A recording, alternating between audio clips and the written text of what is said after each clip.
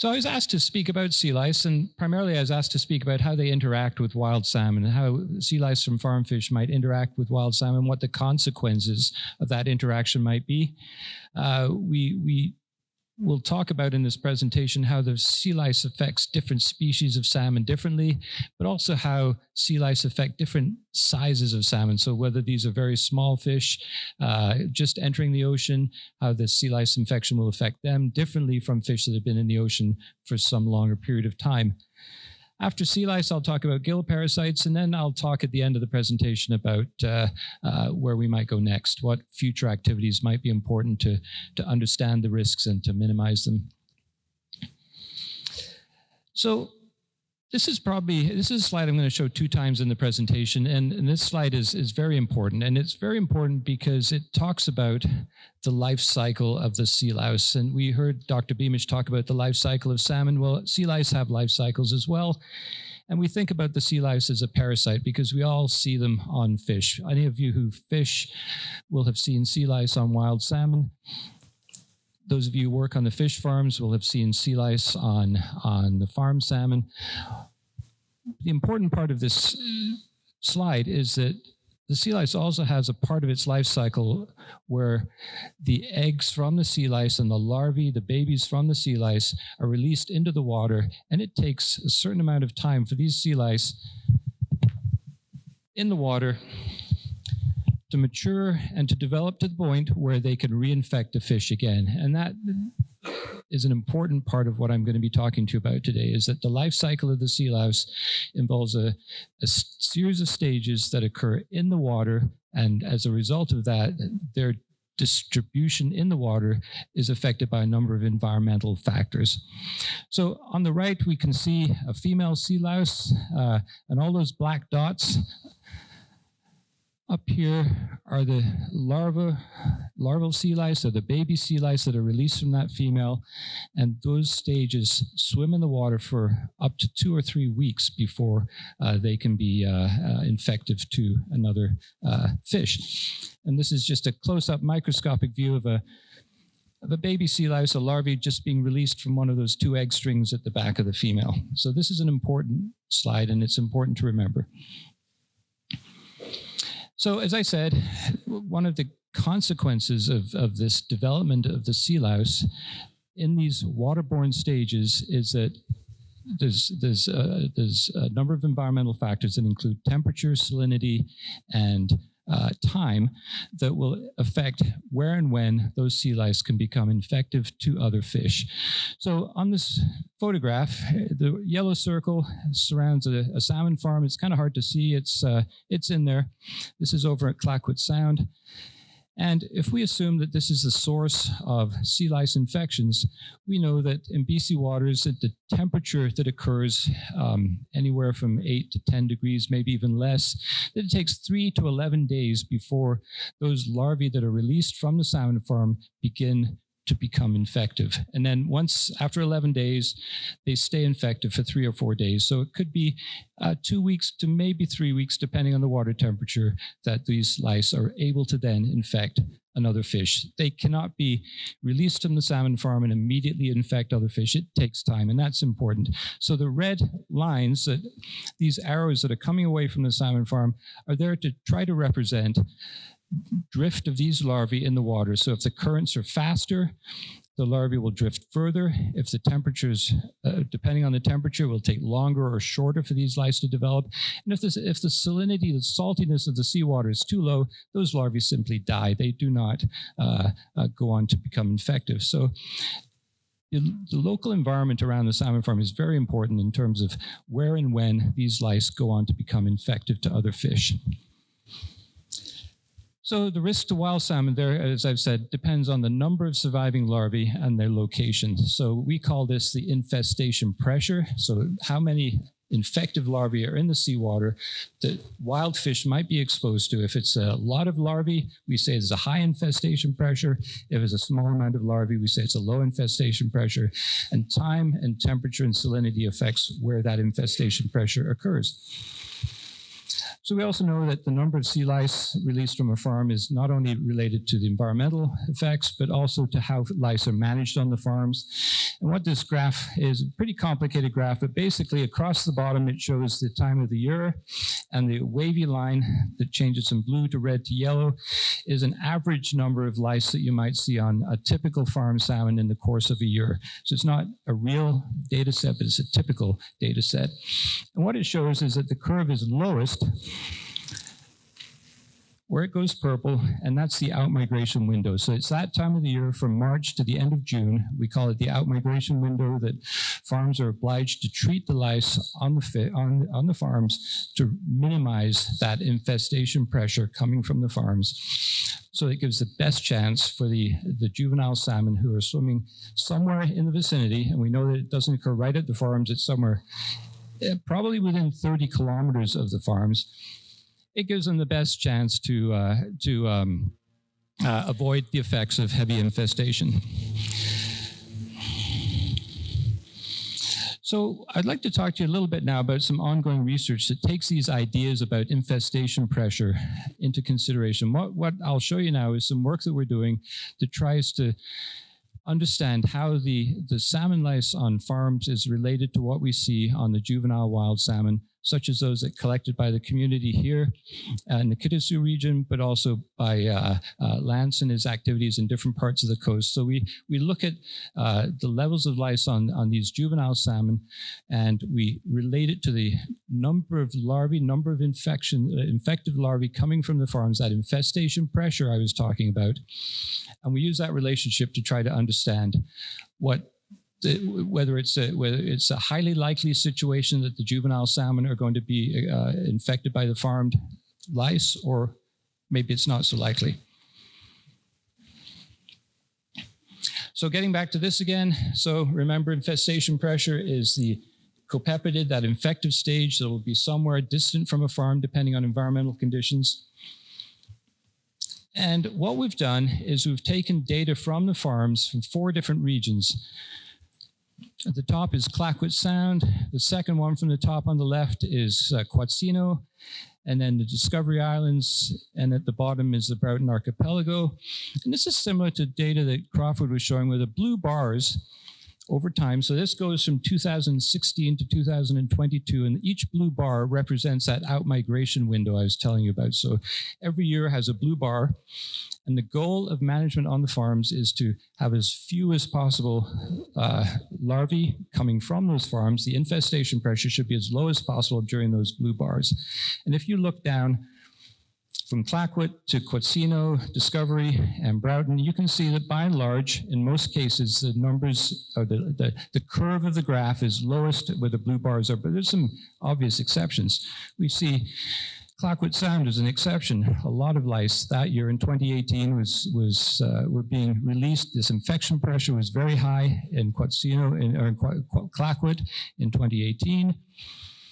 And there may be a couple of other places where the levels are elevated, but by and large, the numbers are quite low.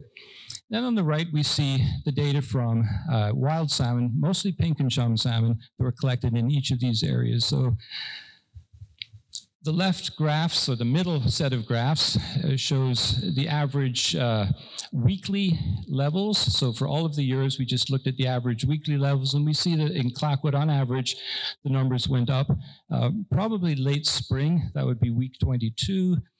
And Quatsino, there was a rise about week 18 or 19, and relatively low levels by week in Discovery and Broughton.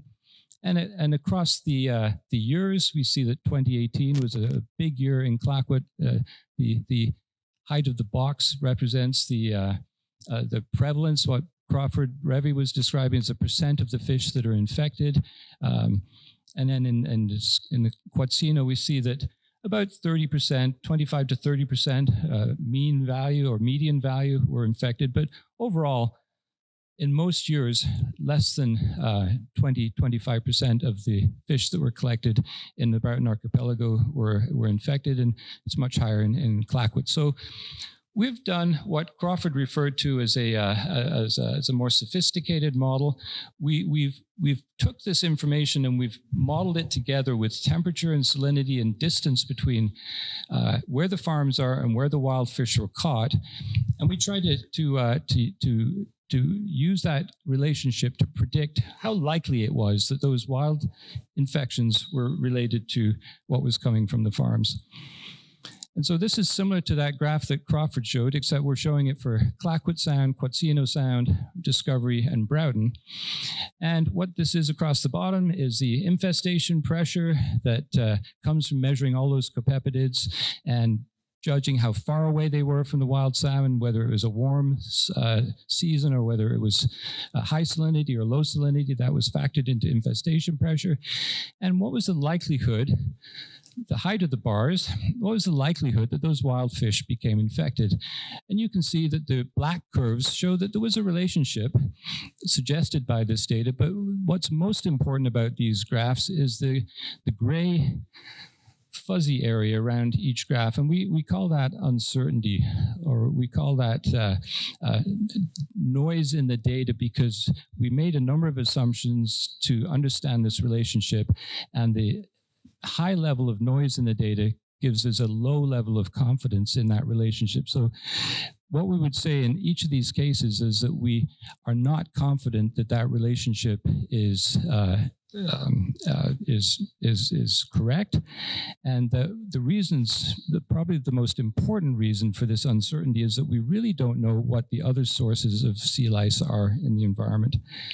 So we know that in wild Pacific salmon, whether caught on the high seas, and in this illustration, for each of the Pacific salmon species, we have a dark black data set, which is from Japanese data going back a number of years.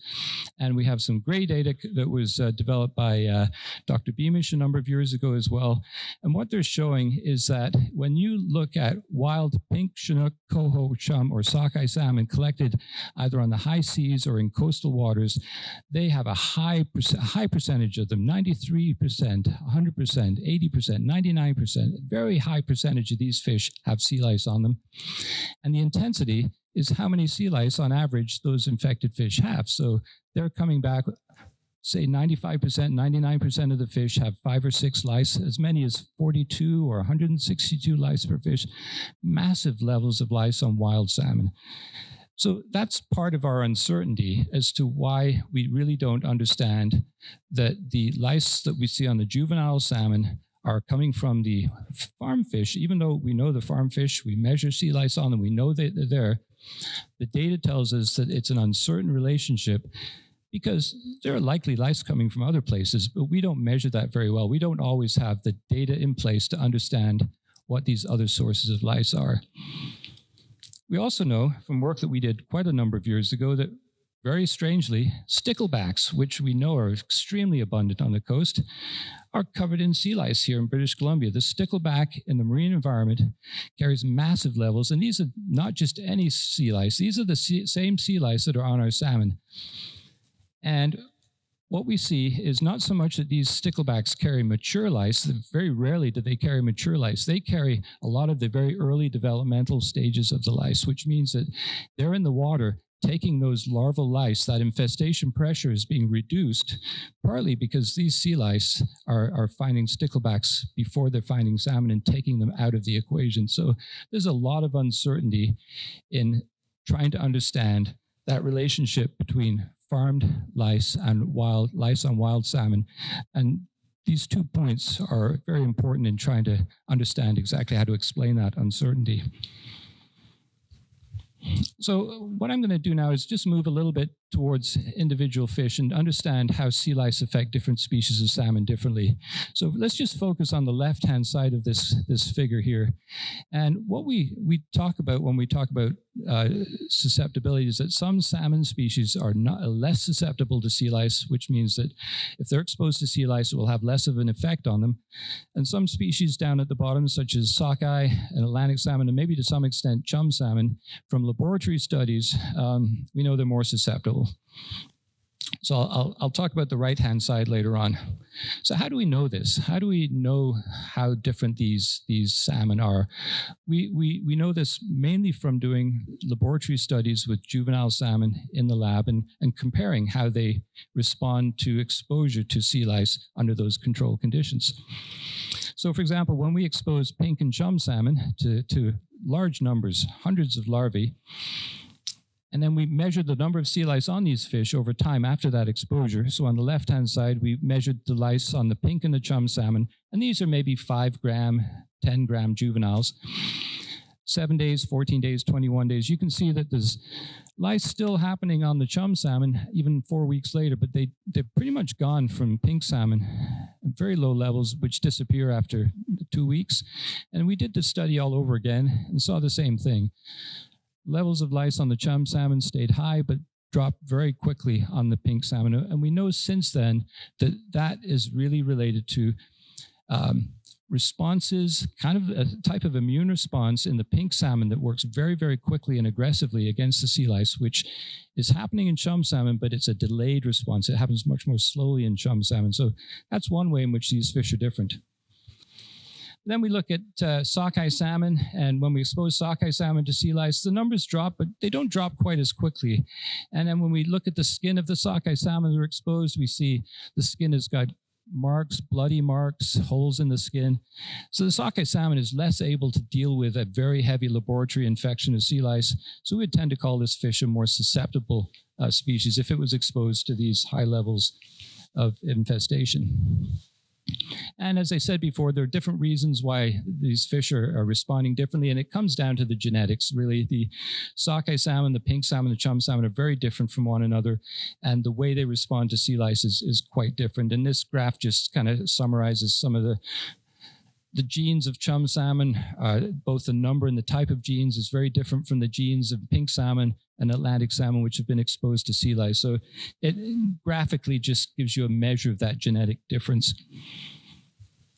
So now we'll just focus on the right side of the same graph. And in pink salmon, we found that the size of the pink salmon was very, very important in terms of how resistant they were. So I've just said pink salmon are resistant, but now I have to tell you they're only resistant if they're of a certain size. So when they're very first going into the water, and they're about 0.2, 0.3 grams, they're quite susceptible at that point. But by the time they've been in the ocean for a month, they're much less susceptible. In fact, they're rock solid against sea lice. Interestingly, when the pink salmon come back to spawn again, they become more susceptible. You can infect them with a much higher level of lice, but at that point, they're very big fish, and they're really not going to suffer from that. And so this is really a slide that tries to explain what's going on here. So I said that the pink salmon enter the ocean at 0.3 grams. Well, this is a slide on the right-hand side. The top picture shows just a microscopic view of the skin of a pink salmon when it's going into the ocean. And the red bracket next up here shows you that outer level. The skin itself is shown, the thickness of the skin is shown by that red bracket. And you can see compared to the thickness of the middle picture, which is about a 0.7, or a fish that's been in the water for maybe 10 days, it's almost double in thickness. And it gets even thicker again by about a month in the ocean at the bottom with scales. So thin skin, no scales, thick, mature skin, lots of scales.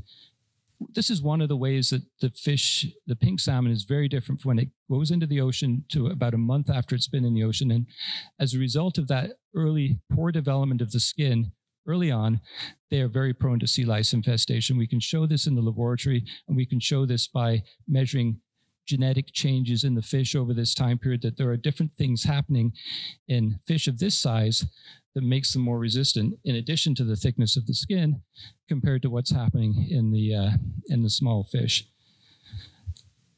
So what this tells us is that we could start to think about risks to pink salmon, not just as a species, but according to the size of the pink salmon.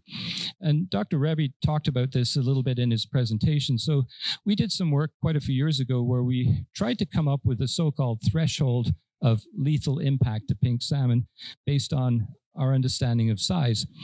So on the left-hand side, you can see for different years, 2005, 6, 7, and 8. So we did this a long time ago, but each graph shows when we collected pink salmon from the Broughton Archipelago region in the months of March through July, so that each number is like March, June, July, March, April, May, June, July, that the size of the fish that we capture increases, and from that we can deduce that the fish are growing in the population. So in March, 100% of the fish are in that very small, less than 0.7 gram category. In April, in some years, the fish are 0.7 grams or less, mostly, but in some years, only a fraction of the fish are in that high-risk, small size category. You get into May, not many fish at all are in that very small category because most of them have already come out of the river and are migrating into the salt water. And in June and July, any pink salmon that you catch are much bigger and therefore less risk. So what we developed was a threshold that said that if you were less than a 0.7 gram pink salmon and had more than 7 sea lice of any stage on you, you were at risk of mortality. So that was our threshold. And we saw that in 2005, about a quarter of the fish were in that high-risk category, and a third of the fish in 2006, 2/3 in 2007. So that was how many lice were in that high-risk category. And then when we looked at those numbers as a fraction of the population to sort of get an understanding what fraction of pink salmon are in that high-risk category that we would say could be at risk of mortality or other effects from sea lice. This is what this table is showing. So in 2005, the highest risk category we found was about 7.8% of the pink salmon were at risk. But you can see once we got into May and June and July that year, it was 0. And the numbers get less and less as we go through over time. 2008, there were 0, none of the fish were at risk. In 2009, none of the fish were at risk. So we thought of this as a way to estimate what is the risk, regardless of the source of lice, but what is the risk to the survival of pink salmon according to sea lice infestation. So we began to think of risk this way.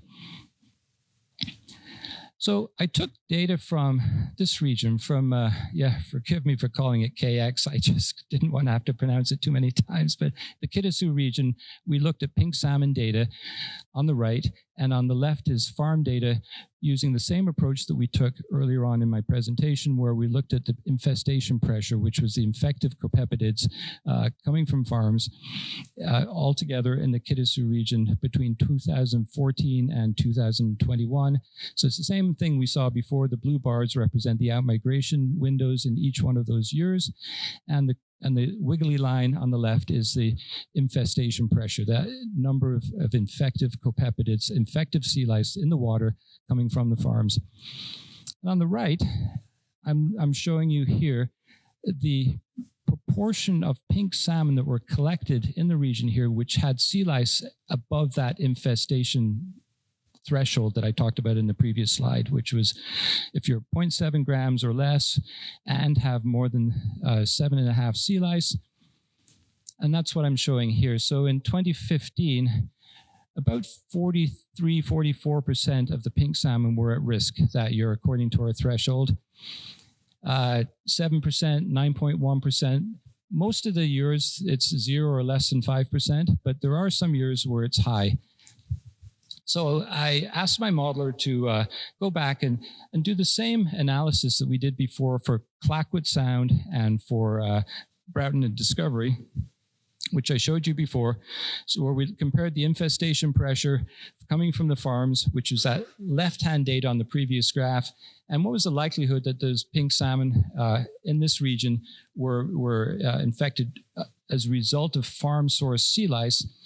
And again, we see a graph with a big fuzzy area of uncertainty. So just like we saw before, yeah, there's a relationship, but we're very, very uncertain that based on the information that we have. So again, I would suggest that in this case, we need to better understand things such as what are the other sources of sea lice in our study area, because we know that sea lice are coming from the wild onto farm fish when we put our smolts to sea. So there has to be a better understanding, I think, of what are these wild reservoirs of infestation that explain that uncertainty. So just a quick flip now. I know I'm under a lot of pressure here because lunch is coming up. I don't want to talk too long, but I'd just like to talk about just a few other parasites that we've seen in farm fish in this region and on wild fish. So it's all about gills, and the left-hand picture, you'd all be familiar with seeing the gills of fish, whether you've worked on farms or in the fishery. What I'm looking at here are these white spots on the filaments of the gills, which is an infection caused by an amoeba. The top picture shows a microscopic view of gills, and all of these little guys in here between the gill lamellae are protozoan parasites. They're a parasite called ick, and it's important because in Japan they saw that this could be a harmful parasite in their chum salmon culture. And this is another picture of gills microscopically. It's stained green. It doesn't mean anything except to help you see it better. But all those blue dots in those gill filaments are parasites. It's a fungal-like parasite in the gills. And we know that in other parts of the world that infection like this can be harmful. So these are all taken from farm fish. So I just wanted to pull together some data from farmed and wild fish in this region, in the Kitasoo region, between 2016 and 2018. We see in the farm fish that fungal-like pathogen, the desmo, we call it, 62% of farm fish, 89% of farm fish. Whereas in the wild fish that year that we collected, and in 2019, 1 and 2% of the fish that we collected, mostly pink salmon. This is entirely pink salmon, had this infection. Ick is that little parasite that lives in between the gill filaments, and we see it in the farm fish to some extent. It's up to 20% in farm fish, but we also see it in the wild fish as well. As many as 43% of our pink salmon in 2017, we saw this evidence of this infestation in the gills. And the amoeba, nothing we saw in that study on the farm fish in any of the years.